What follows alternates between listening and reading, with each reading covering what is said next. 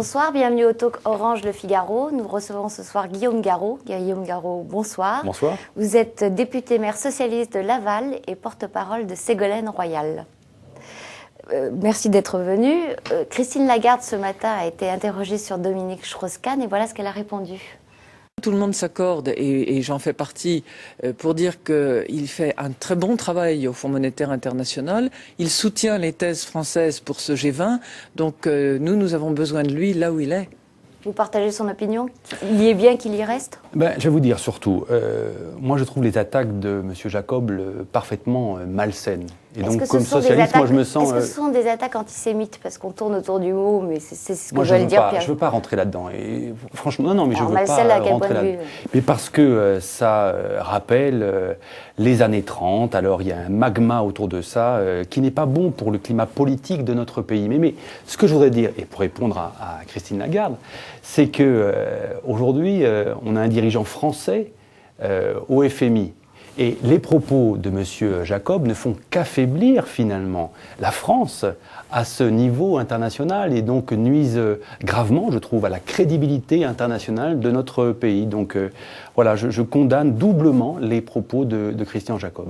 En même temps, on a entendu les socialistes en 2007 dire que le maire de Neuilly ne pouvait pas devenir président de la France, qu'il n'était pas proche des Français. On a l'impression que c'est un jeu assez classique. Je vais vous dire, il ne faut pas juger de la qualité de tel ou tel selon... la médiocrité des autres? Oui, absolument. Et selon sa géographie électorale. Je trouve qu'on ne fait pas avancer le débat. Parlons plutôt du fond, parlons de l'emploi, parlons du pouvoir d'achat, parlons de l'éducation. Je veux dire, c'est là-dessus que nous attendent aujourd'hui les Français. Et moi, je note quelque chose je trouve, d'inquiétant dans le climat où nous sommes. Alors, quittons cette polémique. Oui, je voulais parler du fond, mais oui, on va le faire sans doute. On va le faire. Au-delà de ça, comment expliquez-vous que Dominique Strauss-Kahn baisse dans les sondages, et notamment auprès des militants socialistes? Je crois qu'on a besoin de clarté aujourd'hui. Et je considère que notre pays, aujourd'hui, n'a pas le moral, ou plutôt il a le moral dans les chaussettes. Et c'est vrai que quand on regarde le comportement des dirigeants, lorsqu'on voit les jets privés par-ci, les vacances tout frais payés par-là, les gens se disent « mais qu'est-ce que c'est loin de notre vie à nous ?» Donc il y a un fossé grandissant entre l'élite qui nous dirige et ce que vivent au quotidien les Français. Et donc, dans ce contexte-là, je crois que la gauche, et c'est sa responsabilité, elle doit être claire. Et donc, les candidats doivent donner rapidement leur point de vue, le sens de leur démarche, et dire quelles sont ses intentions, quelles sont leurs intentions pour les mois et les années qui viennent. C'est très important qu'on ait cette clarté-là pour aller au fond du débat. C'est de l'impatience ?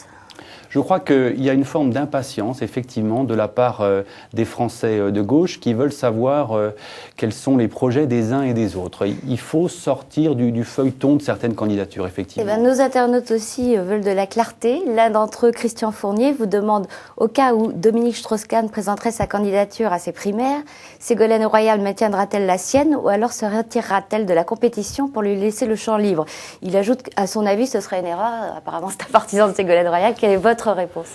Ma réponse, c'est que Ségolène Royal n'est pas candidate pour se retirer. Et donc, elle est candidate pour proposer, pour construire, pour avancer un projet pour le pays.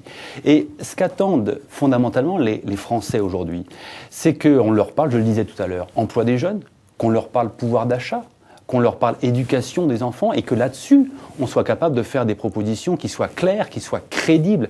Et c'est vraiment ça le sens de la démarche de Ségolène Royal dans le cadre de ses primaires. Et donc, il n'est pas question pour elle de renoncer, de retirer sa candidature. Tant mieux s'il y a d'autres candidatures, c'est ça le sens des primaires aujourd'hui. Tant mieux si ça permet un vrai débat de fond. Vraiment, c'est nécessaire pour notre pays. Mais justement, elle n'arrête pas de parler du fond. Là, j'apporte de l'eau à votre moulin. Et pourtant, elle stagne dans les sondages. Elle est même parfois donnée quatrième, derrière Strauss-Kahn, Aubry et Hollande. Écoutez, la question, ce n'est pas les sondages aujourd'hui. Vous savez, si on avait regardé les sondages 15 mois avant l'élection présidentielle de 2002, c'était Lionel Jospin élu. 15 mois avant l'élection présidentielle de 1995, c'était Édouard Balladur élu dans un fauteuil. Donc, oublions un peu ces sondages, regardons le fond. Je pense que tant que l'offre politique entre les différents candidats avéré ne sera pas constitué, ces sondages ne signifieront rien d'autre finalement qu'un besoin, qu'une envie des Français pour une alternative à la politique de Nicolas Sarkozy. Alors répondons à ce besoin d'alternative. Ce que vous dites s'applique aux Français, mais on observe aussi le comportement des poids lourds socialistes. Vincent Peillon soutient désormais Dominique Strauss-Kahn, David Assouline a choisi Martine Aubry, Gérard Collomb a rompu assez bruyamment avec Ségolène Royal. Comment peut-elle reconquérir ces poids lourds du PS ? La primaire, elle ne va pas se jouer uniquement auprès des poids lourds, comme vous dites. Mais un peu quand même. La primaire, elle va se jouer surtout sur le terrain auprès des Français. La primaire, ce n'est pas simplement les militants socialistes. Moi, je suis militant socialiste. Mais je sais que nous devrons aller convaincre les Français qui appartiennent pas forcément à une formation politique de gauche, mais qui ont envie que la gauche gagne. Donc, faisons en sorte d'être au contact, d'être dans la proposition, dans l'échange avec les Français. Et le vrai sondage, il aura lieu au moment des primaires. Le vrai sondage, finalement, ce sera rien d'autre que le vote des Français intéressés par la victoire de la gauche. Et ce vote des Français, il aura lieu au mois d'octobre prochain pour désigner le ou la candidate qui portera les couleurs de la gauche vers, je l'espère, la victoire en 2012. Vous prédisez toujours un immense intérêt pour ces primaires. Vous aviez parlé, ou des proches de Ségolène Royal avaient parlé de 12 millions de participants. 12 millions. Ah, moi, j'ai jamais entendu ce... 1 million, pardon. J'ai jamais entendu ce chiffre-là. Mais vous avez raison de dire que c'est bien la responsabilité aujourd'hui des dirigeants socialistes de faire en sorte que ces primaires se passent bien, que le débat soit de qualité, que les candidats et les responsables socialistes se respectent entre eux si on veut susciter l'intérêt et l'adhésion autour des primaires. C'est pas le cas, il n'y a pas de respect? Moi, je considère qu'il faudrait parfois un code de bonne conduite, un code du respect entre les candidats et entre les dirigeants socialistes, parce que il faut pouvoir maîtriser nos débats, assumer la diversité des propositions et des idées. Au final, c'est ça qui nous renforcera. Mais vous avez en tête des incidents particuliers? Non, mais on va pas revenir sur certains incidents qui ont émaillé une actualité parfois récente, mais il faut savoir tourner la page et puis surtout, il faudrait être capable de nous rassembler. C'est essentiel, et donc ce code du respect que moi j'appelle de mes voeux, il nous permettra, le moment venu, de nous rassembler pour gagner. Les gens qui nous regardent n'ont pas forcément toute l'actualité des derniers mois en tête. Citez juste un exemple. Non, mais écoutez,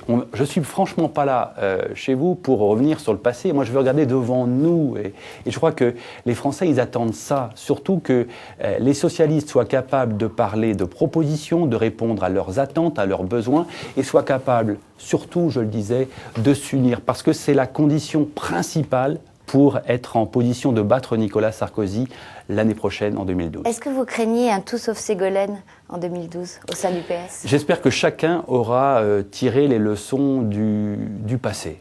Voilà. Cette démarche-là politique que vous citez, elle avait considérablement nui à l'ensemble de la gauche. Donc il faut que nous sachions dépasser des préventions personnelles pour nous rassembler, être unis. C'est vraiment ça, je le dis, je le répète, qui est la condition principale d'une victoire de la gauche en 2012. À Laval, vous avez de très bonnes relations avec les Verts. Est-ce qu'il doit y avoir une candidature commune Verts PS dès le premier tour en 2012 et est-ce que c'est possible ? Je ne sais pas si c'est possible pour la présidentielle, mais ce que je crois fondamental, c'est que nous soyons capables, socialistes, Verts, PRG et autres forces de gauche, de nous rassembler sur un projet politique, sur un programme de gouvernement, sur un programme législatif, parce que c'est ça aussi qui fera la crédibilité de la gauche. Est-ce que la gauche, elle est capable de se mettre d'accord sur le fond, sur l'essentiel, sur les grandes réformes engagées pour notre pays et les réponses concrètes à apporter à la vie des Français? Si on est capable de ça, alors on a quelque chance de remporter la présidentielle de 2012. Ça veut dire, pas juste d'un oui ou d'un non, que vous ne souscrivez pas au souhait de Martine Aubry d'une candidature verte. Elle estime qu'une candidature verte est nécessaire. Je crois qu'avant de poser le problème de la candidature verte, il faut poser la question du fond. Oui ou non, un projet ensemble pour gouverner. On a compris. Je vous remercie Guillaume Garot et à demain pour un nouveau talk Orange Le Figaro. Bonsoir.